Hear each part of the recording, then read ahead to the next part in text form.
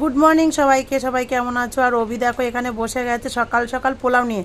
কালকে রাতে পোলাও বানিয়েছি, তোমরা সবাই যেন কালকের লাইভেও বলছিল বারবার। এই দেখো অভি কেমন হয়েছে?